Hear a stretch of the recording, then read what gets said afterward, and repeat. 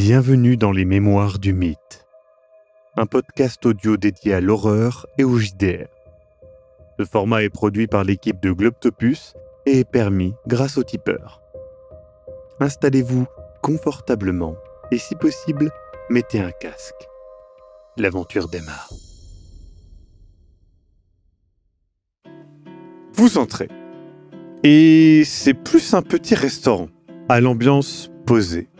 Les murs sont élégamment décorés de bois et de moulures. Le sol est un carrelage simple mais joli. Il y a une musique diffusée par un phonographe dans un coin de la pièce. Un serveur vous approche, vous regarde de haut en bas et vous parle avec un fort accent en anglais. Vous avez une réservation ? Oui, au nom de Larkin. Ah, d'accord. Et il vous amène à une table où 3 personnes sont déjà assises. Un homme pâle, fin. Ses cheveux sont gras et blonds. Et il a les yeux bleu pâle. Il est rasé mais suintant de sueur. Il semble jeune, mais sa peau est flasque et il a des poches sous les yeux. Son costume en lin blanc est mal taillé, trop grand pour lui. Et vous pouvez sentir son eau de Cologne malgré la distance. Il se lève, vous sourit et se présente. Augustus Larkin. Il tend le bras vers le deuxième homme, qu'il présente comme étant Luis de Mendoza. Cet homme est maigre, avec des pommettes saillantes et des yeux renfoncés mais perçants et bleus.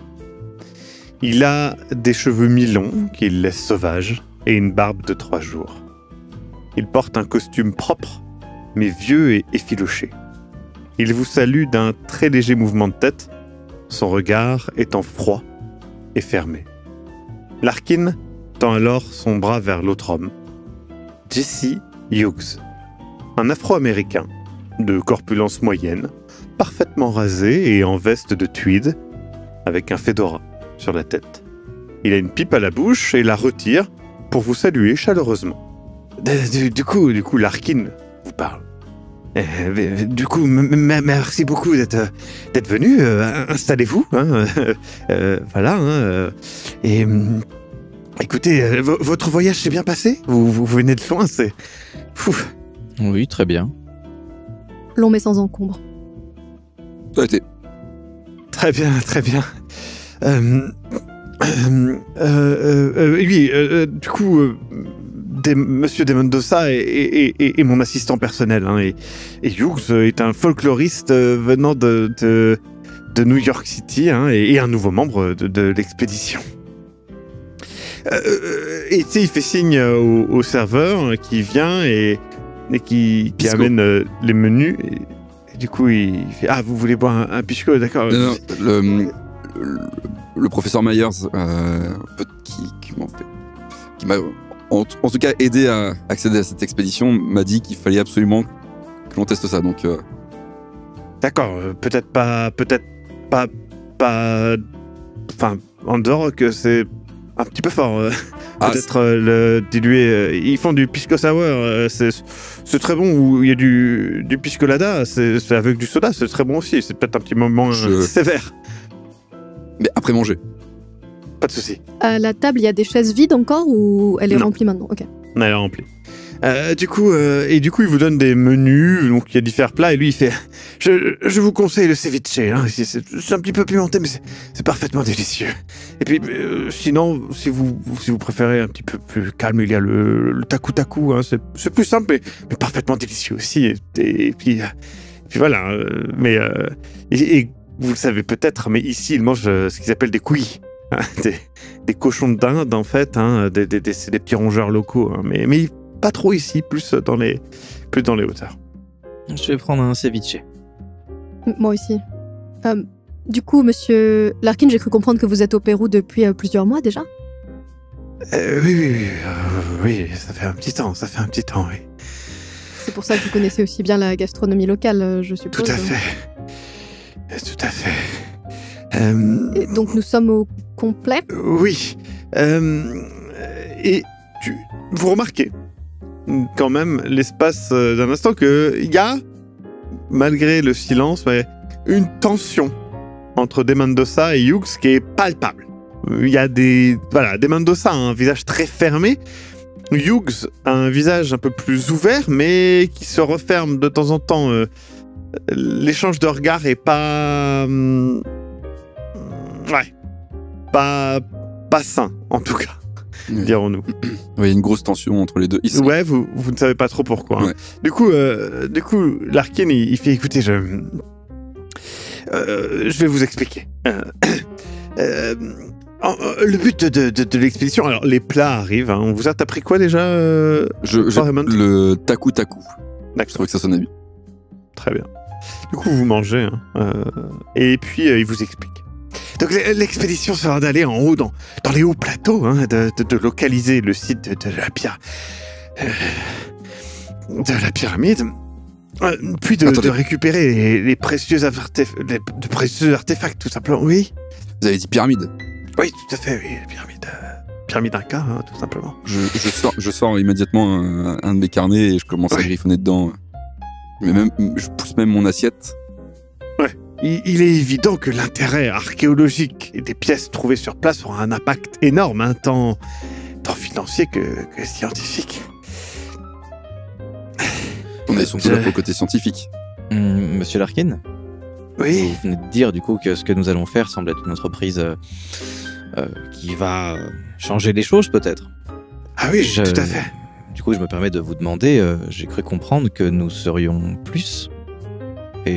Alors oui, nous ne sommes pas très nombreux parce que justement, être trop nombreux, il ne faut pas s'importuner de trop de gens. Dans ce genre de... Voilà, faites-moi confiance, ce n'est pas la première expédition que je fais, et je pense que être trop nombreux amène plus de problèmes qu'autre chose. Ça attire l'attention, c'est ça? Tout à fait, Écoutez, je vais vous raconter un petit peu ce qui m'est arrivé. En gros, j'ai acheté des objets très intéressants, un fermier, un éleveur d'alpaca, proche de Puno, où nous y enfin, Ernesto Molo, il s'appelait. Et cet Ernesto Molo, cet homme, hein, prétend que son grand-père a récupéré ces objets dans les tunnels situés sous une pyramide ou dans les montagnes, quoi. Et le grand-père, il serait jamais retourné là-bas à cause de craintes superstitieuses. Hein, c'est maudit, empli par la peur. Voilà. Lorsque vous parlez de tunnels, ce sont des tunnels de déplacement ou ce serait plus comme en Égypte, des cryptes? Je ne sais pas, je pense effectivement il a utilisé le mot tunnel. Et voilà, mais il a dit justement, le grand-père a dit à Ernesto Molo que justement il y avait d'autres trésors dans les tunnels. Donc est-ce que c'est une chambre effectivement funéraire en dessous, un accès? Je ne sais pas, mais voilà. Si Ernesto, le fermier, n'a pas donné d'endroit précis, moi j'ai pu faire de nombreuses recherches qui m'ont donné suffisamment de détails pour préciser l'endroit et faire en sorte qu'une expédition soit possible. Et de quel genre d'objet vous parlez? Vous avez acheté quoi à Ernesto Molo exactement? Très bonne question. Il le dit à la table. Tu vois ce que je veux dire? Très bonne question. 2 secondes avant qu'il n'enchaîne. Mon cher Luca, tu essaies de lire un petit peu dans cet étrange personnage qui est Augustus Larkin. Tu comprends que ce n'est pas l'histoire complète, mais en tout cas, il cache peut-être quelque chose, un détail, je ne sais pas, mais il semble vraiment penser qu'il y a une pyramide et que les objets qu'il s'apprête vraisemblablement à vous montrer en viennent. Mais c'est vrai que tu sens qu'il cache peut-être quelque chose.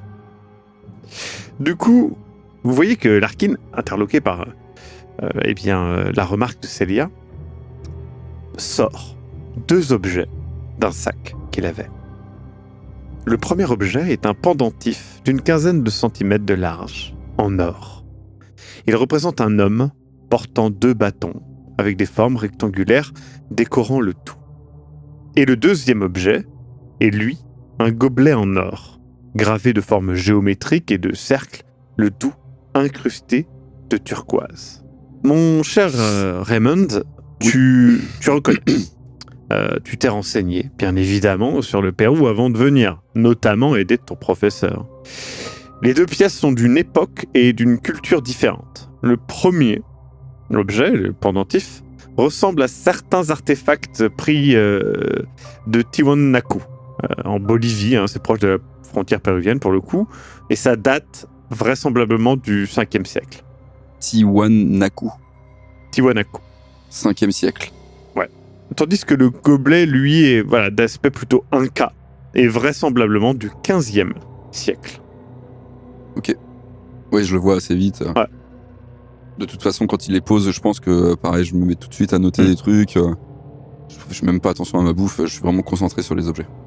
Vous voyez que ce cher Raymond est absorbé par les objets, véritablement. Il les contemple en détail. Vous êtes formidable, n'est-ce pas? C'est parfaitement incroyable. Vous êtes bien sûr que ces objets viennent du même endroit? Est-ce que... Écoutez, c'est ce qu'on m'a dit. Je crois... Votre collectionneur. Oui, ce collectionneur, je ne sais pas. On va l'appeler comme ça. Oui. Parce que, en fait, je sais pas si vous avez un petit peu analysé. Vous connaissez rien de ces objets? Dites-moi, n'hésitez pas. Ouais. En fait, il y a 10 siècles qui séparent la conception de ces objets. 10 siècles, vous vous rendez compte, hein? Et tu vois que... Un millénaire. Vous voyez que... Bon, des Mendoza, on n'a rien à foutre. Par contre, vous voyez que Jesse Hughes se fait... c'est tout bonnement incroyable, mon cher Raymond, c'est ça? Exactement, oui.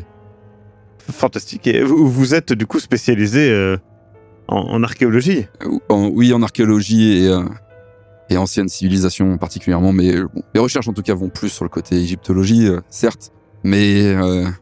écoutez, merci pour vos lumières. C'est un plaisir. C'est vrai que ce n'est pas tous les jours qu'on voit ce genre d'artefact. Et tu vois qu'il est un peu lui aussi intéressé par ça. Mais du coup, Raymond, lequel est le plus ancien, le pendentif? Oui, le pendentif, d'après ce que je peux y voir, en tout cas avec les premiers traits, c'est un objet qui daterait environ du 5e siècle. Incroyable. Un artefact, peut-être que ça vous dira quelque chose, Tiwanaku. Très ancien. Tu vois que Jesse Hughes, c'est Tiwanaku, c'est Bolivie, en tout cas pas très loin de la frontière péruvienne. Avant que je continue, monsieur, vous faites quoi exactement, monsieur? Je suis folkloriste et je m'intéresse effectivement à tout cela, tout simplement. J'ai quelques bases d'archéologie, alors effectivement plus sur l'aspect folklore, mais voilà, chacun sa spécialité. C'est vrai. J'ai envie de dire, mais en tout cas, merci pour vos lumières. Ah, mais c'est un plaisir, je suis impatient de discuter avec vous. J'ai hâte de partir. Mais bon, trêve excusez-moi pour cet aparté. Et donc ce gobelet en or a clairement des origines qui sont incas. Et donc vous en faites la déduction, un millénaire plus tard, on est au 15e siècle. Ça montre que... Donc Larkin qui reprend et qui dit ça montre l'intérêt de cette expédition, vous comprenez. Oui. Le ceviche est bon? Délicieux. Et le taku? Froid. Mais je vais le manger.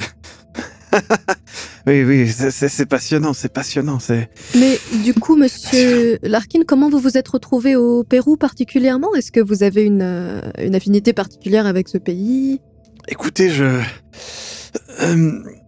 j'ai effectivement entendu parler d'une par hasard, hein, tout simplement, d'une pyramide perdue, alors que je voyageais tout simplement dans les hauts plateaux. Et c'est là où j'ai croisé, en fait, Ernesto Molo. C'est un coup de chance. Et je pense que c'est à nous, et à notre bonne étoile, de faire une expédition professionnelle pour pour visiter cette pyramide et ramener son histoire et ses trésors, évidemment, au monde. Et que le monde actuel connaisse le monde d'avant. C'est formidable, n'est-ce pas? Tu vois que Jesse Hughes fait effectivement une tâche assez...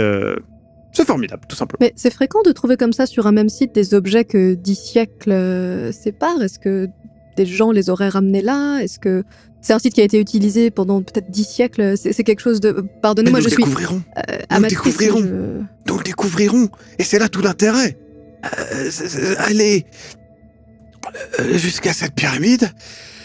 Et puis découvrir tout ça. Et du coup, Jesse Hughes qui fait, mais où est-elle, cette pyramide, justement, parce que vous avez parlé de Puno et des hauteurs, mais c'est vrai que, eh bien, justement, elle serait dans les hauts plateaux, près du lac Titicaca, à quelques jours de Puno, justement. J'ai pu trouver la pyramide, enfin, la localisation probable grâce aux fermiers et ses indications, justement, puis mes recherches. Je pourrais consulter vos recherches si ça ne vous dérange pas. Excusez-moi, Lucas, je vous ai coupé la parole. Il n'y a pas de souci, Raymond. Je m'excuse.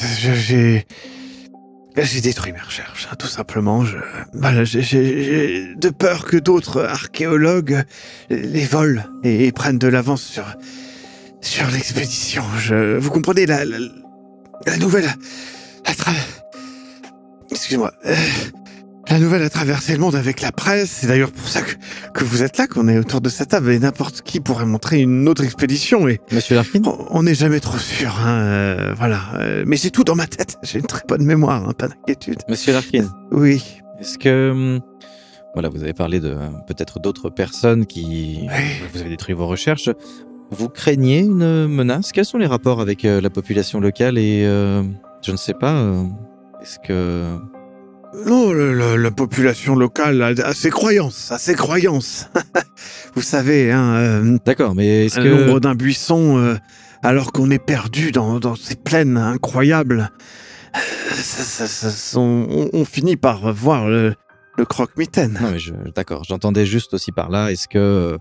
il y a eu peut-être des altercations. Tout s'est bien passé pour l'instant en termes de relations avec... Il y a Jesse Hughes qui intervient et qui fait... Le Pérou n'est pas un endroit très risqué pour les voyages. Il ne faut pas, je pense, venir avec une vision trop américanisée, dirons-nous. Mais je peux vous assurer, mon cher...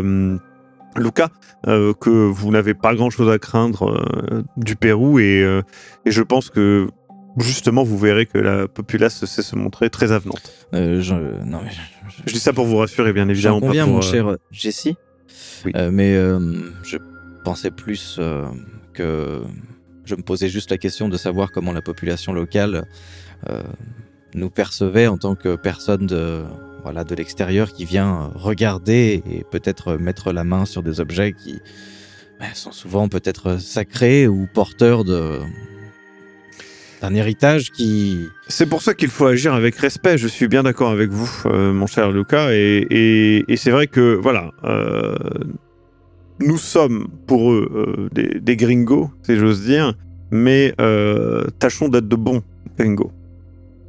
Si je peux me permettre. Je rigole d'un air peu je ris jaune. Je rigole, mais pour de vrai. Et du coup, il te fait un petit signe avec sa pipe. Larkin, il a l'air malade, essoufflé. Ah, il a l'air... plus le repas avance, il a l'air bien, et il a l'air... Tu veux regarder pourquoi ? Bah oui, en fait, il a l'air de plus en plus essoufflé, et je me demande pourquoi. Ah ouais.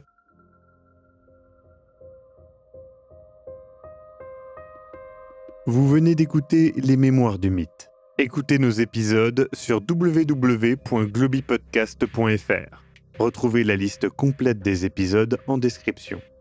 Le rythme de publication est d'un épisode chaque mardi et chaque samedi. Les joueurs et joueuses sont CC Trouille, Eric Da Silva et Sirmas Cox. Je suis, moi, le maître du jeu, Maxime Robinet, et l'audio est monté par Aise.